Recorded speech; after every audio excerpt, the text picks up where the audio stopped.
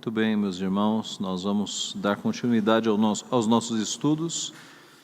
Nesta manhã vamos tratar deste interessante tema, a confissão auricular. Aurícula significa orelha, então é como se disséssemos em português, confissões ao pé do ouvido. Confissão auricular é o ato de alguém confessar pecados aos ouvidos de um sacerdote romano. Vamos orar então para iniciar. Pai Santo, nós te somos muito gratos por esta manhã, pelo ensino que provém da Tua Palavra. Nós te louvamos porque o Senhor nos ensina por meio dela.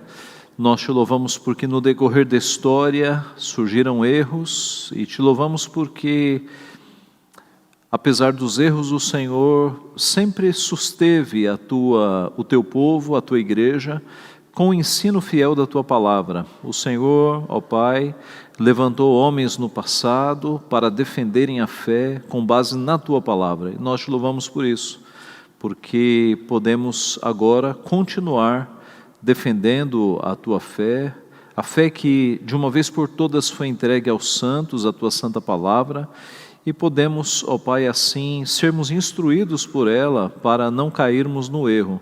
Pedimos a misericórdia do Senhor sobre tantas pessoas que têm sido enredadas pelo erro, que têm seguido caminhos que não estão na tua palavra. Pedimos que abra os olhos destas pessoas para que percebam e para que se livrem das doutrinas dos homens e voltem-se para a tua santa palavra. Abençoa-nos nesta manhã, neste estudo, é o que nós pedimos e agradecemos em nome de Jesus. Amém.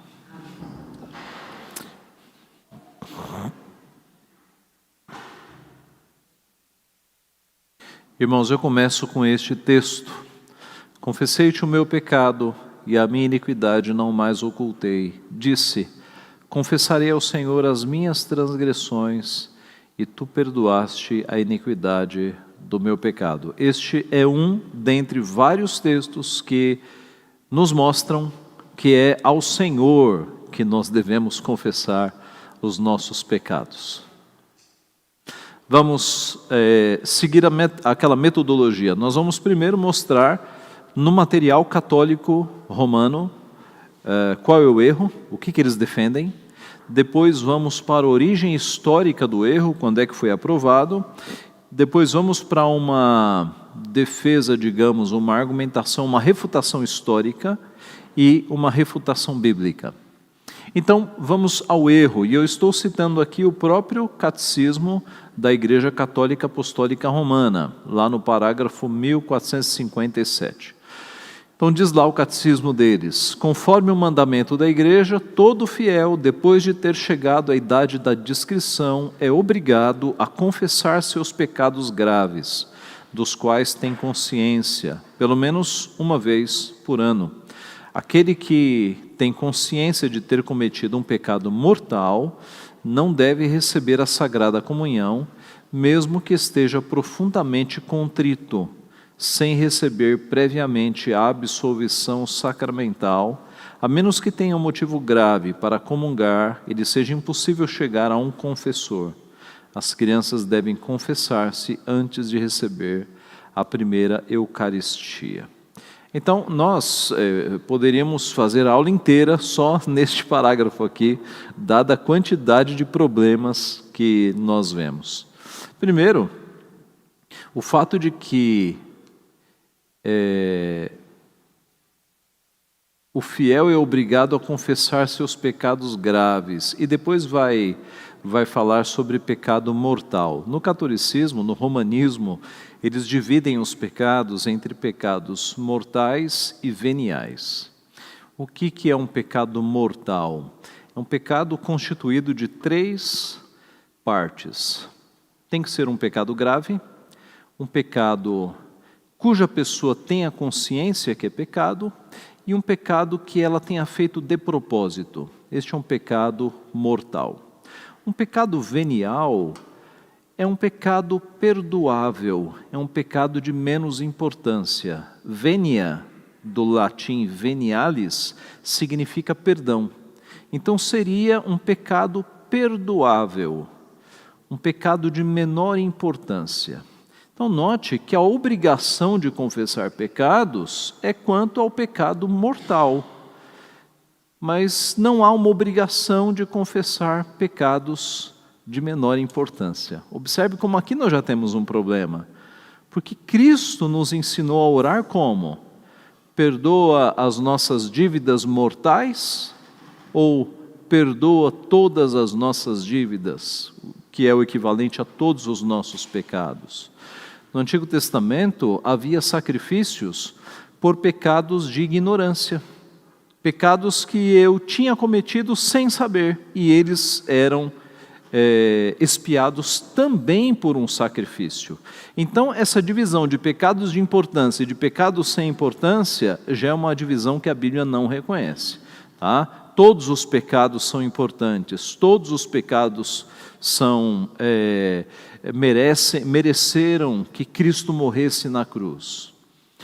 Depois é dito que pelo menos uma vez por ano. Então, se você confessou o pecado mortal uma vez ao ano, então você já cumpriu a tua obrigação.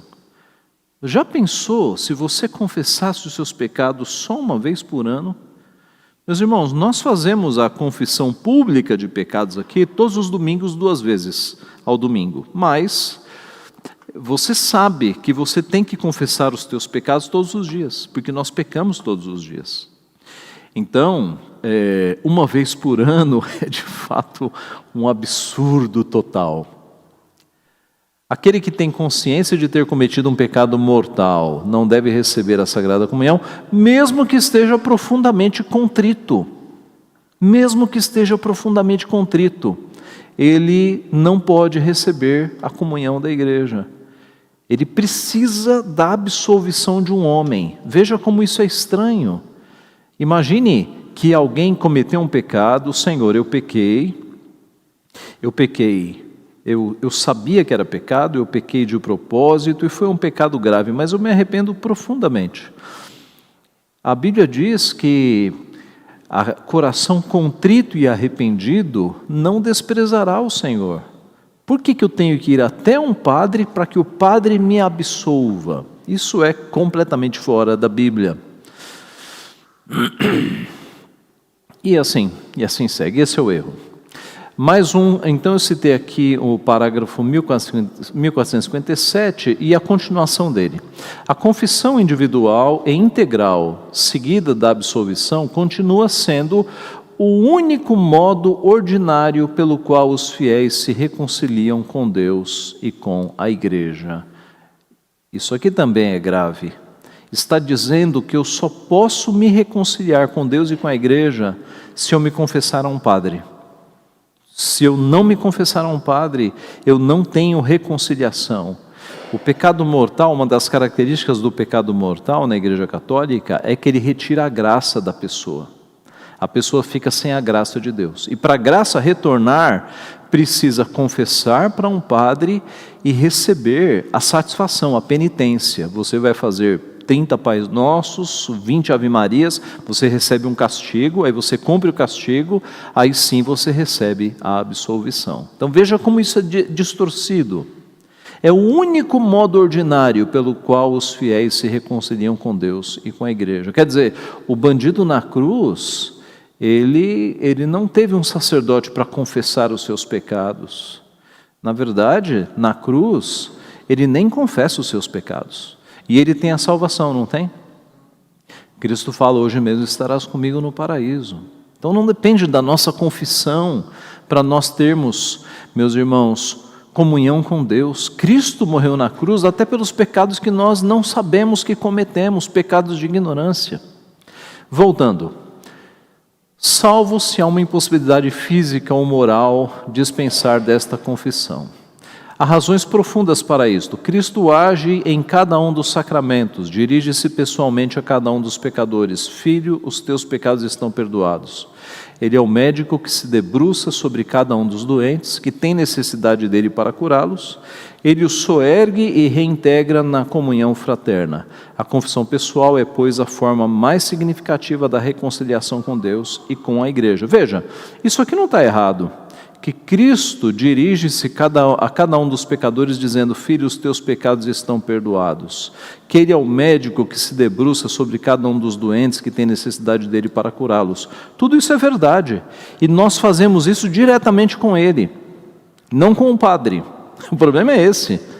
De onde é que eles criaram a lógica de que eu tenho que me dirigir para Cristo usando um pedágio de um pecador, um padre? Esse é o problema.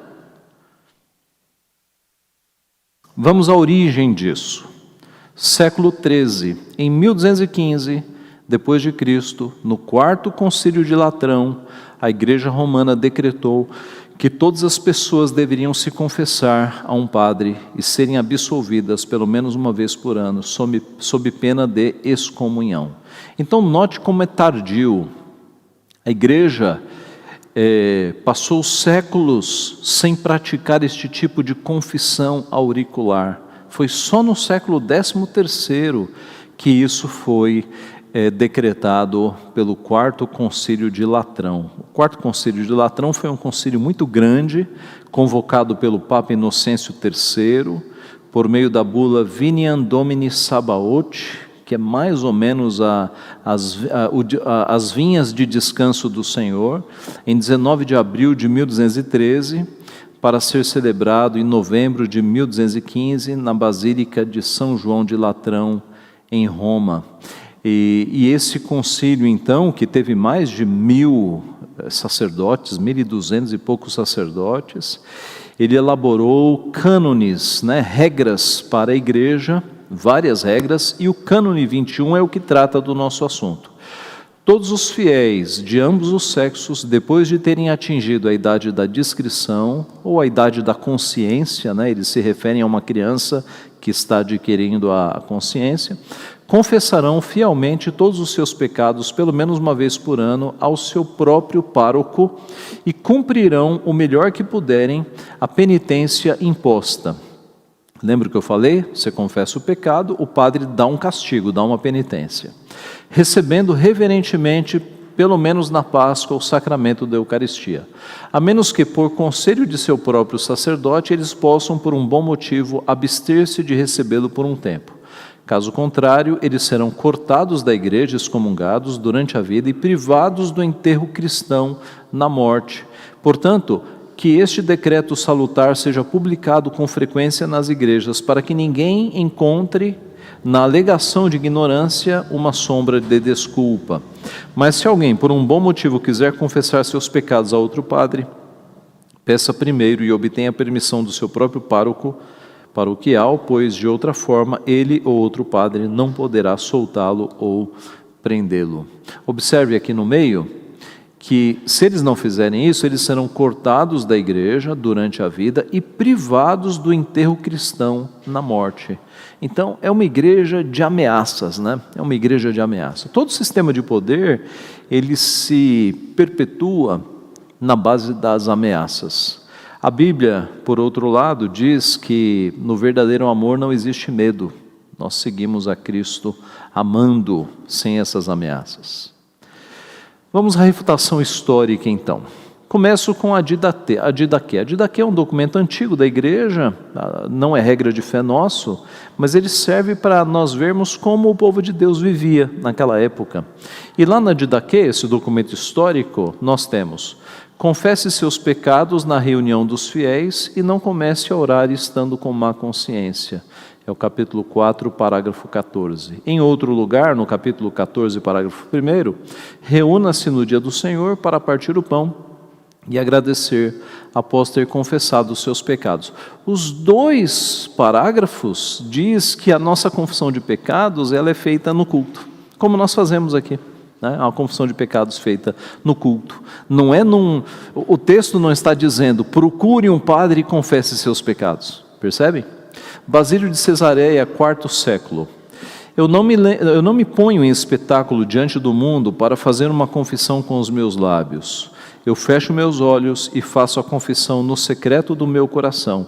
É só diante de ti, ó meu Deus, onde eu deixo escapar meus suspiros. Só o Senhor é testemunha dos meus pecados. Meu gemido é no secreto da minha alma. Não fazem falta muitas palavras para confessar. Os gemidos e os suspiros do coração são a confissão mais aceitável. Sim, Deus meu, as lamentações que partem do fundo da minha alma é que vão até o teu trono, são a melhor confissão. Basílio de Cesareia, um bispo da igreja, mostrando que nesta época não havia qualquer tipo de confissão a um padre. A confissão era feita diante do Senhor apenas. Pastor de Hermas é um texto escrito por Hermas no século II, e ele diz lá: ao ver-me sozinho ali, tive calafrios. Contudo, caí em mim, lembrei-me da glória de Deus e recobrei a coragem. Ajoelhei-me e confessei novamente ao Senhor os meus pecados, como já fizera antes. Então ela apareceu com 6 jovens, que eu já vira antes, aproximou-se de mim, ouviu-me rezando e confessando meus pecados ao Senhor. Ela me tocou e disse: Hermas, para de suplicar somente por teus pecados, suplica também pela justiça, a fim de obter um tanto dela para a tua família. Então é um texto histórico também, lá dos primeiros séculos, mostrando mais uma vez que não havia essa prática de confissão a um sacerdote. Agostinho escreve um livro chamado Confissões, um livro. E algumas vezes nas Confissões, que é um belíssimo livro, recomendável, ele mostra que a sua confissão é a Deus, nunca é a um padre. Eu peguei aqui 2 trechos. Assim, meu Deus, a confissão que faço em tua presença é e não é silenciosa. Minha boca se cala, mas meu coração clama. Agostinho, além da piedade, ele é bastante poético, é muito bom de se ler as confissões. Em outro lugar, no capítulo 3, que tenho, pois, que ver com os homens, para que ouçam minhas confissões, como se eles fossem curar todas as minhas enfermidades? Gente curiosa para conhecer a vida alheia, mas preguiçosa para corrigir a própria. Em vários lugares, Calvino mostra que a sua confissão é a Deus somente. O livro é escrito nesse sentido. Tá? Vamos à refutação bíblica. E aqui eu começo com o versículo que eles usam como referência, como defesa da confissão auricular. Tá? Esse é o versículo. Se você descobrir como responder este versículo, que é o meu intuito nesta manhã, então você desmonta qualquer tipo de argumentação romanista. Eles usam João 20, 23. Jesus falando aos apóstolos: se de alguns perdoardes os pecados, são-lhes perdoados. Se lhos retiverdes, são retidos. Tá? Eu já conversei com católicos que colocaram esse versículo dizendo: olha aqui, a nossa base para a confissão auricular. Jesus falando aos apóstolos: se de alguns perdoados os pecados, são-lhe perdoados. Se lhos retiverdes, são retidos. Por que este versículo não pode ser usado para esta prática? Por pelo menos 12 motivos que eu vou elencar aqui. Primeiro, porque não houve continuidade histórica, como já foi demonstrado, não temos registros de confissão auricular nos primeiros séculos da igreja. Então, se aquele versículo estivesse de fato instituindo que a partir de agora pecados devem ser confessados a um sacerdote, você teria uma continuidade histórica nos primeiros séculos. E essa prática só é aprovada lá em 1215. Segundo, porque o contexto em que Cristo falou estas palavras não ensina a confissão auricular. E aqui eu pego o texto todo, tá? Do 21 ao 23. Disse-lhes, pois, Jesus outra vez: paz seja convosco. Assim como o Pai me enviou, eu também vos envio. E havendo dito isto, soprou sobre eles e disse-lhes: recebei o Espírito Santo. Se de alguns perdoardes os pecados, são-lhes perdoados. Se lhos retiverdes, são retidos. Primeiro, o texto está falando sobre envio. Aqui está o coração do texto. Assim como o Pai me enviou, eu também vos envio. Cristo está enviando os discípulos para que eles preguem o Evangelho, para que pecadores tenham pecados perdoados pelo Evangelho, e para que impenitentes, não arrependidos, não tenham o perdão. Se de alguns perdoardes os pecados, são-lhe perdoados, se lhe o retiverdes, são retidos. Jesus não fala em confissão. Ouçam as pessoas, que as pessoas confessem os pecados, nada disso. O contexto não ensina confissão auricular, de jeito nenhum. Ensina o que então? Primeiro ponto, Deus é quem perdoa ou não pecados. E aí nós temos dezenas de textos, né? Eu trouxe apenas alguns mais conhecidos. Salmo 32:5. Confessei-te o meu pecado e a minha iniquidade não mais ocultei. Disse, confessarei ao Senhor as minhas transgressões, e tu perdoaste a iniquidade do meu pecado. Davi, direto com Deus. Ele é quem perdoa todas as tuas iniquidades, quem sara todas as tuas enfermidades, direto com Deus. Isaías 43:25. Deus falando, eu mesmo sou o que apago as tuas transgressões por amor de mim, e dos teus pecados não me lembro. Isaías 55:7. Deixa o perverso o seu caminho, o iníquo os seus pensamentos, converta-se ao Senhor, que se compadecerá dele, e volte-se para o nosso Deus, porque é rico em perdoar. Novo Testamento. Perdoa-nos as nossas dívidas, assim como nós temos perdoado os nossos devedores. Cristo nos ensinou a falarmos direto com o Pai, pedindo perdão. Porque se perdoardes aos homens as suas ofensas, também vosso Pai vos perdoará. Se, porém, não perdoardes aos homens as suas ofensas, tampouco vosso Pai vos perdoará as vossas ofensas. Aqui, ainda no ensino da oração dominical, e está dizendo para nós, perdoe o teu próximo, porque se você não perdoar o teu próximo, Deus não vai te perdoar.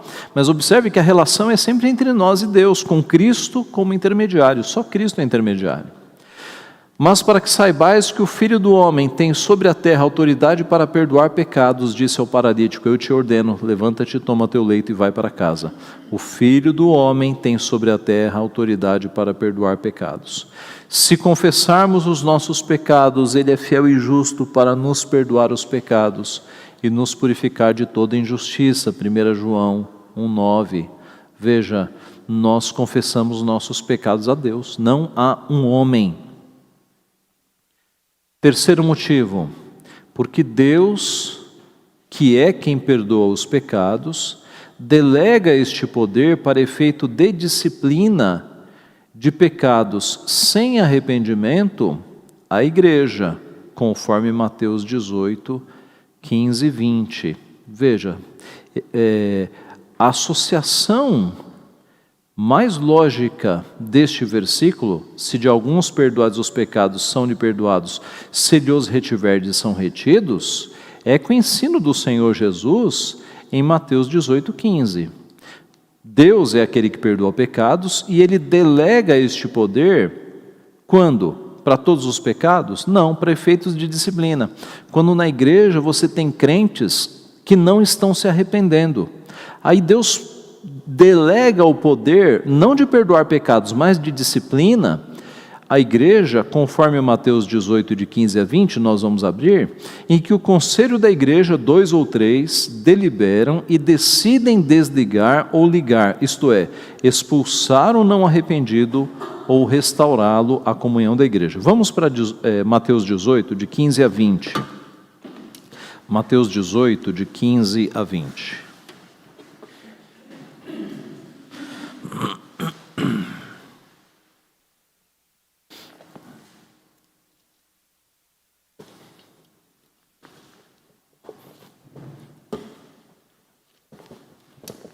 Veja lá comigo, Mateus 18, de 15 a 20.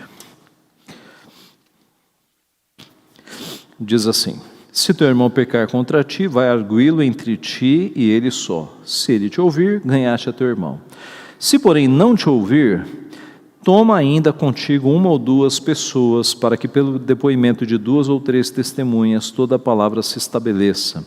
E se ele não os atender, dize-o à igreja. E se recusar ouvir também a igreja, considera-o como gentil e publicano. Em verdade vos digo que tudo o que ligardes na terra terá sido ligado nos céus, e tudo o que desligardes na terra terá sido desligado nos céus.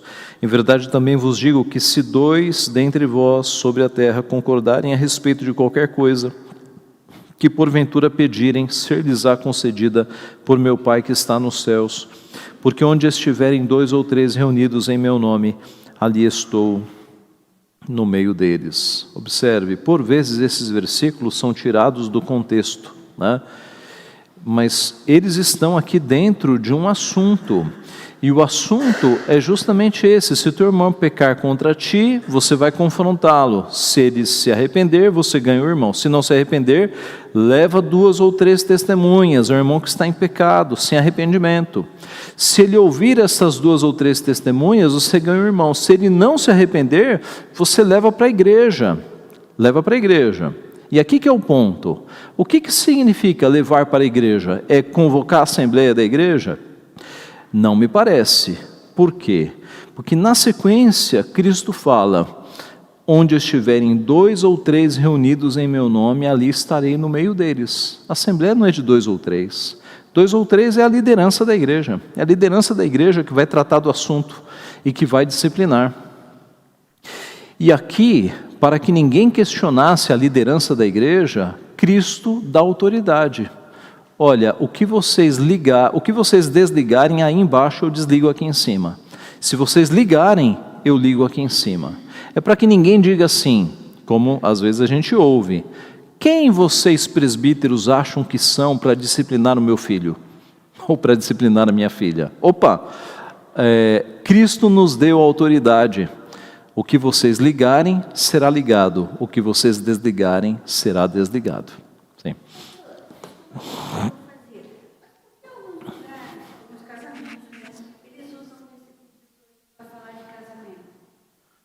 O versículo 18. No catolicismo? Na igreja evangélica? É um equívoco tremendo. Por quê? Primeiro, porque casamento não é sacramento, né? Casamento é uma bênção que Deus deu para a humanidade. E segundo, porque o texto não está falando sobre casamento, está falando sobre disciplina. Sim, presbítero.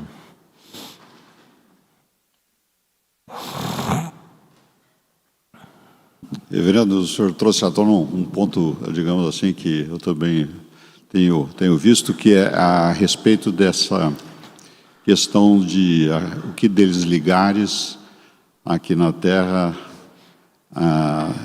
estará desligado nos céus. Eu tenho visto, talvez possa comentar levemente sobre isso, é que o texto em grego e os tempos verbais não é reação divina, não é que o que for desligado na terra vai ser desligado no céu, mas o que está desligado no céu será desligado na terra, pela ação nossa. O senhor poderia comentar um pouco sobre isso? Eu não cheguei a ver como está no grego, mas faz todo sentido, né, de que é uma ação que antes da igreja saber, Deus já está sabendo, né? Então imaginemos um marido adúltero aqui na igreja. Até chegar ao conhecimento do conselho da igreja, Deus já desligou a comunhão com ele, né? Porque a Bíblia diz que os nossos pecados fazem separação entre nós e Deus. Então, ele já está com essa comunhão bloqueada. E a igreja, ao tomar conhecimento, com a autoridade dada das chaves justamente por Cristo, é que nós vamos aqui no âmbito da igreja visível tomar as providências, né? Para que essa comunhão que já não é mais efetiva com Deus, ela não seja aqui na mesa do Senhor, porque uma das providências quando alguém é disciplinado é afastá-lo imediatamente da mesa do Senhor. Porque a mesa do Senhor aponta para uma comunhão entre nós e Deus e nós e os homens. E a Bíblia diz que nós não devemos nos alimentar com alguém que, dizendo-se irmão, é ladrão, é adúltero e uma série de pecados que são alistados ali, né? Sim, presbítero.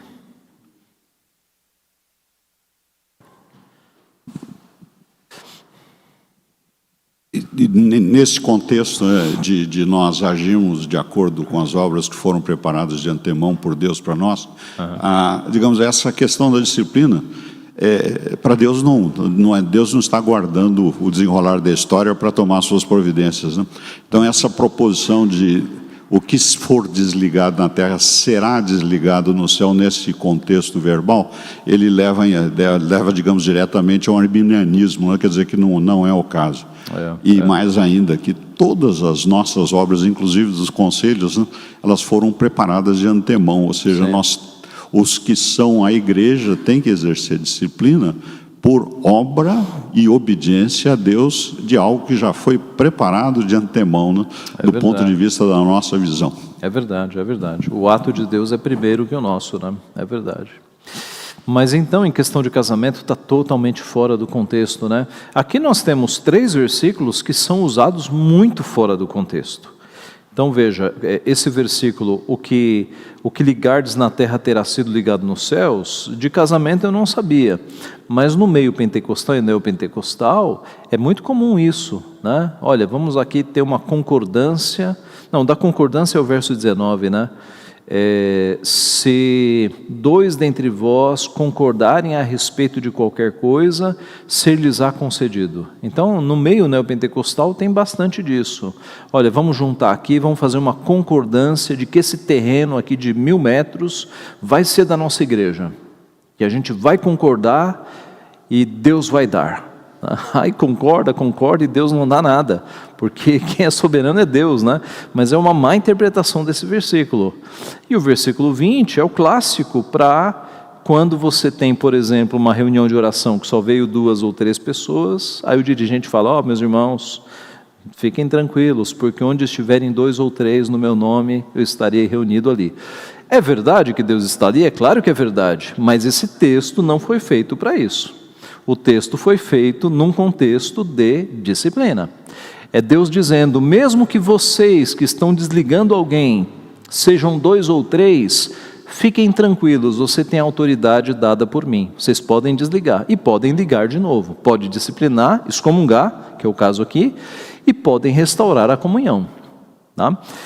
Então veja, quando nós olhamos para esse texto aqui, se de alguns perdoardes os pecados, são-lhe perdoados, se lhes retiverdes, são retidos, nós temos que tomar essa decisão. Do que Jesus estava falando? De estabelecer um homem que pudesse ouvir teus pecados e te dar absolvição ou não, que é o que o romanismo faz, ou, de acordo com Mateus 18, Deus dando autoridade para, em pecados sem arrependimento, você desligar alguém da igreja e falar, olha, igreja é lugar de arrependido. Você foi confrontado por teu irmão, não se arrependeu. Você foi confrontado por testemunhas, você não se arrependeu. Você está sendo confrontado pelo conselho da igreja, você não se arrepende? Então você está excluído da igreja. Porque igreja é lugar de pessoas que se arrependem.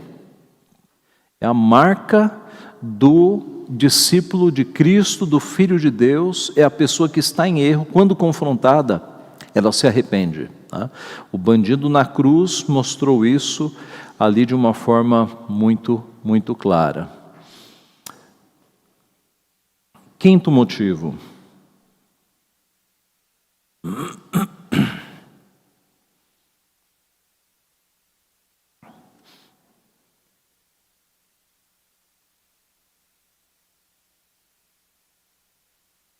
Parou tudo aqui.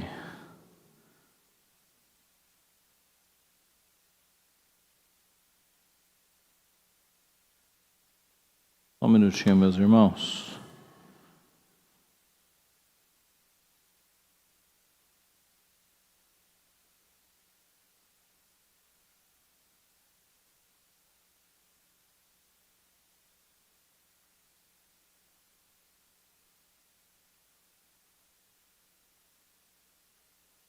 Ok.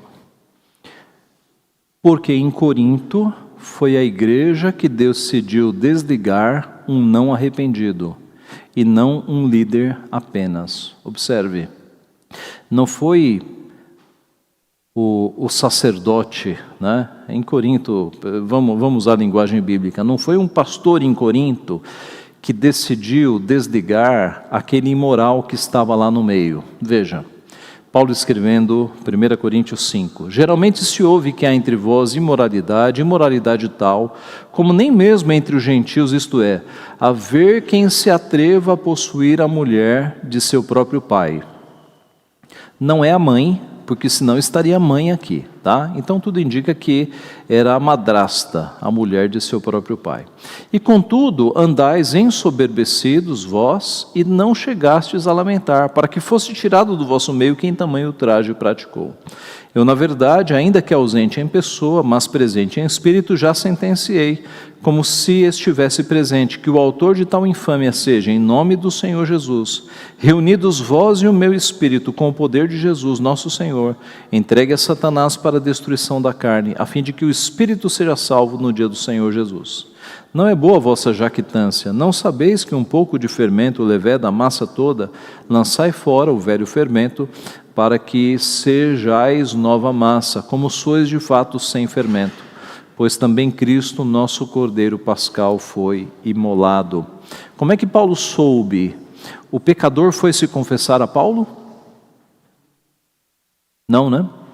Era uma notícia que estava circulando. Geralmente se ouve que há entre vós. Chegou ao conhecimento de Paulo, não foi confissão. E aí Paulo fica preocupado, porque parece que era um pecado que estava acontecendo, e a igreja estava convivendo com aquilo, sem disciplina, e dá-se a impressão, quando Paulo fala, andais ensoberbecidos e não é boa a vossa jactância, que eles estavam até se achando assim meio na vanguarda. Olha que moderno esse tipo de pecado entre nós. E aí Paulo está batendo inclusive nisso. E Paulo está dizendo que o autor de tal infâmia seja em nome do Senhor Jesus, reunidos vós e o meu espírito, reunida a igreja com o meu consentimento, porque Paulo era uma espécie de líder ali dos cristãos nos primeiros tempos, né, no período bíblico, mas observe que quem vai efetuar a disciplina é a igreja, reunidos vós, e a disciplina será de excomunhão, será de expulsar da igreja, para que, quem sabe, ele seja salvo de alguma forma, recebendo essa dura pena da expulsão. Mas observe que quem recebeu a confissão não foi ninguém, não houve confissão. Quem absolveu não foi ninguém, porque não houve confissão nem absolvição. Haverá sim a disciplina bíblica, conforme Mateus 18, e ela será aplicada pela igreja. Sexto motivo, porque a restauração é feita pela igreja, não por um indivíduo. Então, no romanismo, você se confessa a um padre, ele vai ouvir a tua confissão, ele vai te passar uma penitência e vai te absolver. Na Bíblia você não tem nada parecido com isso. Em 2 Coríntios, nós temos um texto que alguns estudiosos acham, não é certeza, tá? Porque a Bíblia não é clara nesse sentido. Alguns estudiosos acham que está tratando do indivíduo lá de 1 Coríntios. Pode ser e pode não ser, nós não sabemos, tá? Mas veja, o que Paulo escreve no começo de 2 Coríntios? Ora, se alguém causou tristeza, não o fez apenas a mim, mas para que eu não seja demasiadamente áspero, digo que em parte a todos vós, basta-lhe a punição pela maioria, de modo que deveis, pelo contrário, perdoar-lhe e confortá-lo, para que não seja o mesmo consumido por excessiva tristeza. Pelo que vos rogo que confirmeis para com ele o vosso amor. E foi por isso também que vos escrevi, para ter prova de que em tudo sois obedientes. A quem perdoais alguma coisa, também eu perdoo. Porque de fato o que tenho perdoado, se alguma coisa tenho perdoado, por causa de vós o fiz na presença de Cristo, para que Satanás não alcance vantagem sobre nós, pois não lhe ignoramos os desígnios. Então, o que acontece aqui é alguma pessoa que está disciplinada, não sabemos se é a mesma de 1 Coríntios, mas agora a igreja parece que não está querendo receber essa pessoa. E Paulo está falando, gente, receba. Já bastou a punição, agora recebam em amor. Se ela está arrependida, ela deve ser restaurada. Mas observe que é a igreja, Paulo está falando à igreja, não está falando a um sacerdote. Sétimo motivo, porque Jesus nos ensinou a nos confessarmos diretamente ao Pai. Tu, porém, quando orares, entra no teu quarto e, fechada a porta, orarás a teu Pai que está em secreto, e teu Pai que vê em secreto te recompensará. Onde é que está um sacerdote aí? A prescrição de você confessar os teus pecados a um outro pecador não existe. Oitavo motivo, porque Pedro proclamou o arrependimento, não uma confissão auricular. Então note, Pedro, arrependei-vos, pois, e convertei-vos para serem cancelados os vossos pecados. Permita-me voltar no texto. Aqui. Pedro estava ouvindo isso aqui. Se de alguns perdoados os pecados, são-lhe perdoados, se lhes retiverdes, são retidos. Então Pedro, que ouviu isso aqui, ele disse isso aqui: arrependei-vos, pois, e convertei-vos para serem cancelados os vossos pecados. Percebeu? Pedro não disse, confessem-se a nós e nós vamos absolvê-los. Não, a pregação do Evangelho era para que as pessoas se arrependessem e para que as pessoas se dirigissem a Deus, para que Deus perdoasse os pecados delas. Nono motivo, porque Paulo proclamou o perdão dos pecados sem mencionar confissão auricular. Então, registrado em Atos 13, irmãos, descendência de Abraão e vós outros os que temeis a Deus, a nós nos foi enviada a palavra desta salvação, verso 26, e no 38, tomai, pois, irmãos, conhecimento de que se vos anuncia remissão de pecados por intermédio deste, referindo-se a Jesus Cristo. Então, os apóstolos, eles proclamaram o Evangelho chamando as pessoas ao arrependimento. Não foi uma proclamação chamando as pessoas a virem se confessar com eles, para que eles absolvessem pecados.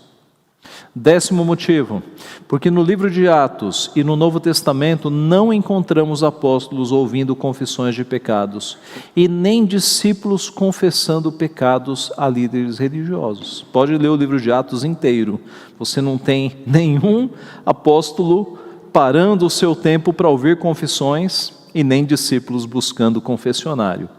11ª, porque nas epístolas do Novo Testamento não encontramos ordens para que confessemos os pecados a um sacerdote. Nem Paulo, nem Tiago, nem João, nem Pedro, nem o escritor de Hebreus, nem Judas. E por fim, porque a confissão auricular constrange as pessoas a revelarem os seus mais íntimos pecados a outro pecador. Charles Chiniquy, pastor presbiteriano canadense, tendo sido padre durante 50 anos, escreveu, dentre vários livros, O Sacerdote, a Mulher e o Confessionário. Eu comprei esse livro essa semana, e-book, e li partes dele e peguei aqui um trecho. Então, nesse livro, esse pastor, que foi do século XIX, ele foi sacerdote romano durante 50 anos, e ele foi para os Estados Unidos. Ele se converteu ao Evangelho, tornou-se um pastor presbiteriano, e ele escreveu um livro, 50 anos de romanismo, e depois escreveu esse livro com histórias terríveis de confessionário. Há um outro livro também que eu acessei essa semana, contando histórias, especialmente de mulheres que eram assediadas no confessionário. Por quê? Porque expunham seus pecados diante de um padre aproveitador que usava aquilo para assediá-las. Muitos relatos de pessoas que tinham vergonha de confessar os pecados, que confessavam com reservas, não confessavam tudo, não ia abrir a alma diante de um padre. Então, esse é um motivo, gente, muito grave. Muito de pedofilia que já aconteceu no mundo foi por causa de confessionário. Muito de imoralidade que já aconteceu no mundo foi por causa de confessionário. E eu trago aqui o relato de uma mulher que foi seduzida por um padre e ela ficou desesperada. O relato é grande, está lá no livro, eu trouxe só um trechinho. O relato todo é o seguinte: uma jovem que no convento, ela jovem e bastante inocente, ela foi confessar os seus pecados com um padre, pecados que não tinham nada a ver com sexualidade. E o padre começou a falar de sexualidade com ela, e começou a insuflar pecados nela. E ela começou a ter uma vida imoral por causa das palavras do padre. E a luta dela com essa vida imoral, uma luta terrível. O padre acabou com a vida dela, né? E aí o final do trecho, porque ela procura o Chiniquy, quando ele era padre ainda. E depois ele vira pastor e ele se lembra e ele escreve o que aconteceu. O final do relato é assim, uma carta que ela manda para ele. É claro que me afastei definitivamente do meu último confessor. Quero pedir que o Senhor me aceite como sua penitente. Por favor, não me rejeite, pelo amor do Salvador. Não tenha medo de ter ao seu lado este monstro de iniquidades. Mas antes de tudo, quero pedir 2 favores. O primeiro é que nunca tente saber meu nome. O segundo é que nunca me fará quaisquer daquelas perguntas pelas quais muitas penitentes são perdidas e muitos sacerdotes destruídos para sempre. 2 vezes me perdi por causa dessas perguntas. Vamos aos nossos confessores para que derramem as águas purificadoras dos céus sobre os nossos pecados. Mas em vez disso, com suas perguntas indecentes, acabam lançando querosene nas chamas ardentes que já estão queimando nos nossos corações pecaminosos. Triste, né? Ele relata mais o que aconteceu com essa mulher. Ela entrou numa depressão profunda e ela, lendo a Bíblia, ela encontrou a certeza do perdão em Cristo e ela ficou em paz. E nessa carta última que ela escreve para ele, ela diz que agora está em paz porque encontrou o perdão em Cristo. E ela morreu, né, em paz. Na época ele não entendeu muito porque ele era um padre. Ele queria fazer de tudo para dar confissão para ela. Depois que ele virou pastor, ele entendeu, essa mulher foi salva. Na época de padre, ele achava que ela não tinha sido salva, porque ele não havia dado a absolvição para ela.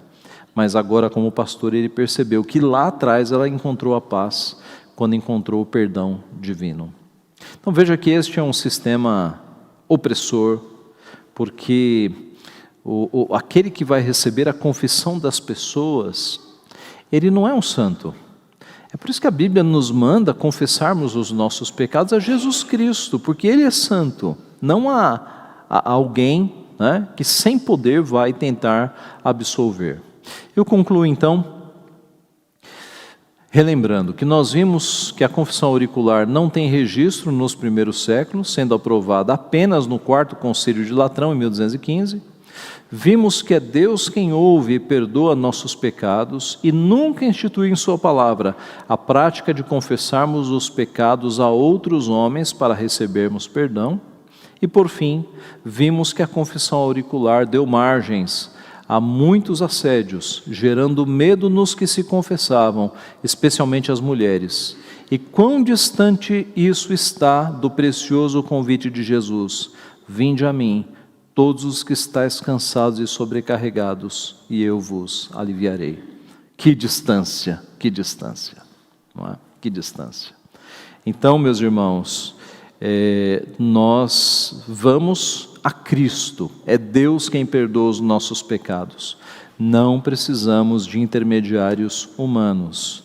A Bíblia fala: confesseis uns aos outros os vossos pecados, orai uns pelos outros. Mas esse é o objetivo, não é para que a gente tenha absolvição, é para a gente pedir ajuda nas nossas dificuldades com os irmãos. Meu irmão, eu estou com uma dificuldade nesse assunto, eu tenho pecado nesse assunto, me ajuda em oração. É a igreja, não é? Muito diferente de alguém que ouve pecados e, com o poder de Deus, ousa absolver os nossos pecados. Isso não é bíblico, isso não tem qualquer luz da palavra de Deus. Terminamos aqui então. Alguma dúvida, alguma contribuição? Ficou claro? Esse é mais um dos erros. Sim, David. Hollywood tem colocado essa parte de confissão como se fosse um momento de reflexão entre a pessoa, não o pecador em si, né? Não que ela tenha cometido pecado, mas como se fosse um momento de reflexão. O padre vai falar que a pessoa é boa ou que ela é o pecado, o que Deus acharia, coloca perguntas de coach, né? Uhum. E no fim a pessoa sai com pecadora, sem arrependimento, e sai de modo errado, né? Mentiroso, mas mais leve.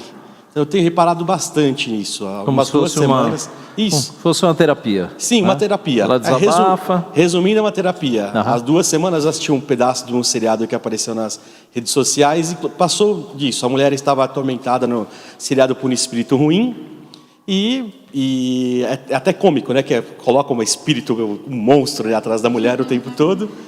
E ela vai conversar com o padre e o padre falou, você tem de confessar os seus pecados. E ela, não gosto de igreja e coisas assim. E ele desvirtua até o que a própria igreja católica fala, essa questão de conversão. Uhum. E apareceu vários vídeos falando que eles estão mudando, né? Mostram que eles estão mudando realmente essa parte. E a igreja tem aceitado, de um modo tem aceitado, a colocar como se fosse um momento de terapia, não como mais uma confissão de pecados. Veja, de fato, o sistema que Cristo instituiu é o melhor que nós precisamos, né? Entra no teu quarto, fecha a porta e fala com teu pai em secreto, e em secreto o teu pai que te ouve te abençoará. Não precisamos nenhuma variação, né? Precisamos seguir de fato isso. Muito bem. Sim, Silvana. Está chegando o microfone. Até comentei com a Vera, né, um pouquinho antes, pelo título, né, que também, acho que não sei se o senhor deve ter comentado, que essa confissão auricular na Igreja Católica é um instrumento poderosíssimo, né, político, né? Porque, veja, há muitos textos dizendo que a pessoa tem que confessar tudo, que se ela não confessar tudo, ela é passível de penas eternas, ela tem que confessar tudo. Aí você imagina o poder que um padre fica na mão ouvindo todos os segredos de um indivíduo. Imagine um político, um poderoso, confessando todos os seus segredos, né? Então acaba sendo um instrumento de poder. Veja, a Igreja Católica Apostólica Romana, ela sempre exerceu essa opressão sobre os fiéis. Quando a Reforma Protestante mostrou a verdade de que Deus é o soberano na salvação, de que Deus elege antes da fundação do mundo, o poder da Igreja Católica foi esvaziado. Os fiéis disseram, então quer dizer que não é a Igreja Católica que detém o poder da salvação? Porque a Igreja Católica sempre tratou disso, né? Obedece, senão eu te excomungo. E os reis voltavam atrás e obedeciam.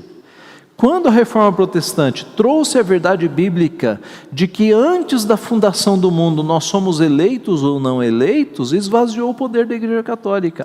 Então, não é a Igreja Católica que tem poder sobre a minha salvação, é Deus, antes da fundação do mundo. Então você quebrou esse instrumento opressor de poder da Igreja Católica, que eles usaram durante séculos. Tá? Sim, presbítero. Aliás, foi até lembrança, né, que nós podemos ver, o grande símbolo do Vaticano são as chaves cruzadas. É verdade.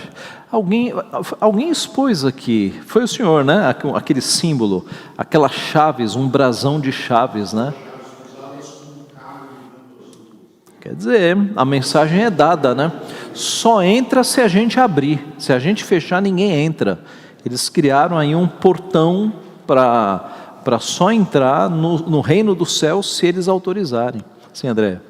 E isso acaba virando uma hipocrisia muito grande na Igreja Católica, porque ninguém quer confessar os pecados mais profundos. Então você vai, confessa. Só que você sabe que não confessou tudo.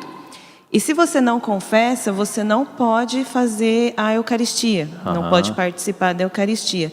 Então isso realmente se torna uma imposição. Então você não tem essa sensação de que seus pecados foram perdoados. E você faz vãs repetições, porque aí você tem que rezar 10 Pais Nossos, 5 Ave Marias, o Crê em Deus Pai, tudo. E mesmo assim você sabe que você está participando da Eucaristia, mas que você não confessou todos os seus pecados. Quer dizer, não tem aquela paz, né? Quer dizer, e quando Cristo fala, entra no teu quarto, em secreto fala com teu pai, aí você pode falar tudo, né? Você pode até dizer, Senhor, tu sabes, como salmista, vê se há em mim algum caminho mau, porque eu nem conheço todos, e guia-me pelo caminho eterno. Quer dizer, com Deus você abre o coração e fala, Senhor, o Senhor sabe que o meu coração é enganoso, então leia meu coração e perdoa os meus pecados. Com Deus você se abre e aí você recebe o perdão e aí você tem paz. Então essa relação de poder que foi criada, ela é hipócrita, né? Acaba sendo hipocrisia, sim. E é também assim, eles fazem de tudo para tirar coisas que nem existem. Eu vou falar uma experiência minha, que eu fiz primeira comunhão, porque até eu vim morar com esses meus pais que me criaram, eu era católica. Eu tinha uns 8 anos, mais ou menos, e eu fui fazer a minha primeira comunhão. Então, fiz lá todas aquelas preparações, e aí as freiras lá que deram as aulas, nos levaram para fazer a confissão lá com o padre. E eu não sabia nem o que é que tinha que falar. Eu cheguei lá, me ajoelhei, né, coisa, e ele falou assim, e aí, qual é o seu nome? Eu disse meu nome. Ele falou assim, e quais são os seus pecados? Eu falei, não sei. Ele falou, como não sabe? Você não briga com seu irmão? Eu falei, brigo. Você não responde para tua mãe? Eu falei, às vezes. Você não é desobediente? Sou. Você não... Olha, pastora, maldade no coração dele. Você nunca foi no matinho com o menino? Olha só, então... Pastor, matinho com menino. Eu não sabia o que era isso. Você então, nunca foi no matinho com o menino. O que é isso? Mas é isso aqui, ó. Aquelas perguntas pelas quais muitas penitentes são perdidas. Quer dizer, são perguntas indecentes. Indecente. Eu tinha 8 anos, eu sempre... 8 anos. 8 ele anos, perguntou isso para uma menina de 8 anos. Ele perguntou isso para mim, se eu nunca tinha ido no matinho com o menino. Que é isso? Meu pai do céu. Eu acho que eu fiquei roxa, cor de rosa, sei lá que cor que eu fiquei. Com razão. Porque era meio escurinho, né? Não tem claridade ali, né? Eu levei uns outros e falei, não, senhor, tem certeza? Que é isso, pastor? Meu pai. Quer dizer, eles induzem a pessoa a confessar alguma coisa, às vezes até que ela nem fez, ou sei lá o que eles querem com isso, né? Não sei. Terrível. É disso que estamos falando, né? É desse tipo de imoralidade, pecaminosidade que se encontra dentro do romanismo, irmãos. Eu tenho dito isso algumas vezes, que todo mundo se chama cristão, né? Os espíritas, os católicos, todo mundo é cristão, no senso entra todo mundo. Agora, cristãos são aqueles que refletem a Cristo, Eu já tive muitos amigos católicos, porque a gente vive num mundo, né, com pessoas de todas as religiões. E, é claro, tenho muitos amigos e irmãos crentes. Eu só encontrei vida de santidade, não em todos os crentes, mas em alguns crentes. Eu tive inúmeros amigos católicos que, viviam do jeito que queriam, com vidas sem nenhuma busca de santificação. Busca de santificação, você encontra o incentivo à busca de santificação em igrejas evangélicas sérias, né? Essa tecla, consagre-se, santifique-se, pareça com Jesus Cristo, é a tecla que os evangélicos batem. Você não vai encontrar isso no romanismo de jeito nenhum. No romanismo é o seguinte, aqueles que têm vida de santidade ou de piedade são canonizados, são tão poucos que viram santos, né? Porque o geral é uma bagunça.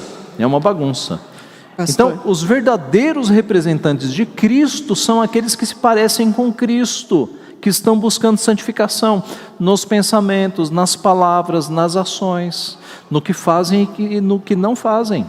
Estes são os cristãos legítimos. Sim, Pastor,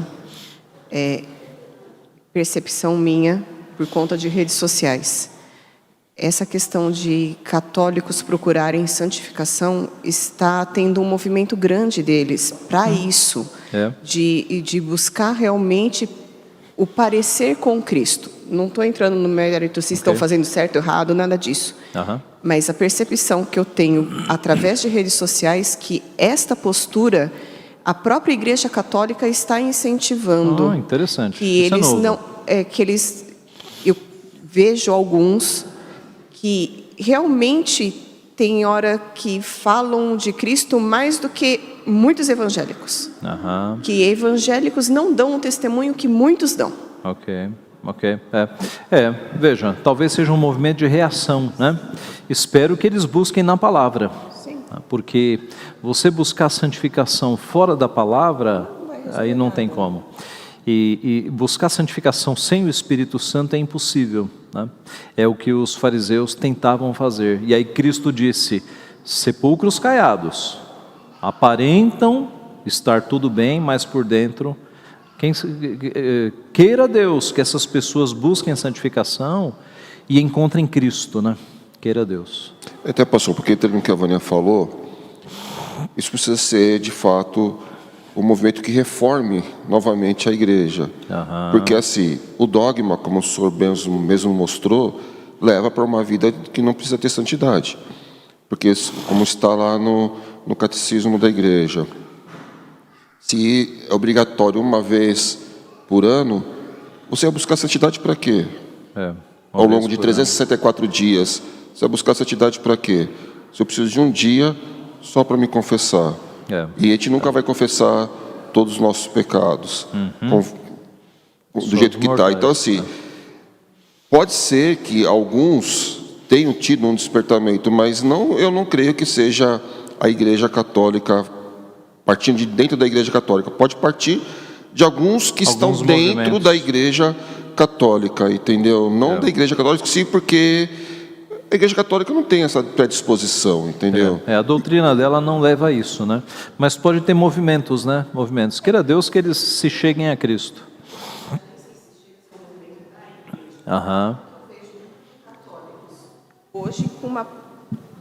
Eu vejo católicos hoje com uma predisposição, digamos assim, a refletir Cristo, a efetivamente ter uma vida de santificação. Não sei se é realmente que parte da igreja ou se é uma coisa que a pessoa entendeu assim e está buscando isso. Talvez, Vânia, alguns influenciadores, né? Porque você hoje tem, especialmente quando a gente fala de internet, um mundo movido por influenciadores digitais, né? Talvez sejam influenciadores católicos. Né? Sim, William. Vai chegar o microfone aí, William. Pastor, respondendo à questão da irmã, eu fui católico romano, isso é porque dentro da Igreja Católica você tem um movimento chamado tradicionalistas e progressistas, né? Então, os tradicionalistas são adeptos de uma missa chamada missa tridentina, que é da época que o padre fazia a missa de costas, né? E esse pessoal, ele busca uma santidade de aparência. E assim, eu fui muito tempo católico da missa tridentina, né? E busca assim, uma santidade de aparência. Só que eu percebi que eles desprezam muito aquelas senhorinhas que vão na missa nova. Fala, essa senhorinha Dona Maria vai lá na missa nova, ela é... E geralmente esse pessoal da ala tradicional, eles não gostam do Papa Francisco, né? Mas é uma santidade de aparência, porque embora buscam uma santidade exterior, eles desprezam de um modo terrível só porque a pessoa vai na missa nova. E às vezes a senhorinha que está lá na missa nova é muito mais humilde do que esse pessoal aí da tridentina. Né? Ok. A santificação de aparência, né?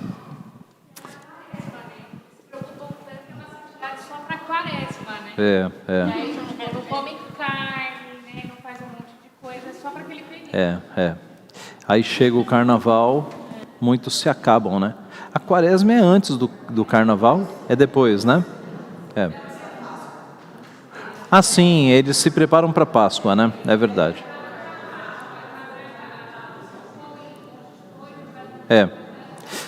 O carnaval, ele surgiu no catolicismo como uma festa de adeus à carne, né? Carnavalis, o adeus à carne. Então a ideia primeira foi a seguinte: como a gente vai passar 40 dias sem comer carne, vamos fazer uma festança aqui com carne. E aí, porque a gente vai ficar 40 dias sem comer, né? Então vamos aproveitar aqui. Era a festa da carne, era o Carnavalis. Aí depois foi que a coisa começou a adquirir fantasia e virou carne, não no sentido do alimento, mas aí virou carne no sentido do pecado. Então quando a gente hoje fala festa da carne, é festa no sentido do pecado mesmo, né? Mas lá atrás foi uma festa de adeus à carne. Era um dia antes dos 40 em que você não comeria carne, tá? Ok, vamos parar aqui para não fazer nenhuma piadinha sobre carne, né, nos nossos dias. Muito bem, vamos orar encerrando. Pai Santo, nós te agradecemos, porque a Tua palavra, ó Pai, é verdadeira, é real, é atual, é inerrante, e em tempos sombrios, em tempos de doutrinas de homens, de invenções humanas, de sistemas de exploração e de opressão religiosos, o Senhor nos dá a Tua palavra, que nos guia, Pai, que é a Tua própria verdade a falar conosco, mostrando a forma como o Senhor quer ser adorado, cultuado, mostrando como nós podemos nos aproximar do Senhor sem intermediários humanos, mas apenas intermediados pelo nosso Redentor, Supremo Mediador Jesus Cristo. Nós te louvamos por isso, Pai. E te pedimos que o Senhor nos ajude a falar a verdade em amor, para que possamos alcançar pessoas que estão sendo enganadas, como alguns de nós aqui já fomos enganados no passado, e o Senhor nos tirou das trevas para a Tua maravilhosa luz. Usa-nos então, Pai, para com todo amor falarmos a verdade àqueles que ainda estão sendo enredados pelo erro, para que eles retornem à Tua santa palavra e assim vivam dentro da Tua vontade. É o que nós pedimos e te agradecemos em nome de Jesus. Amém.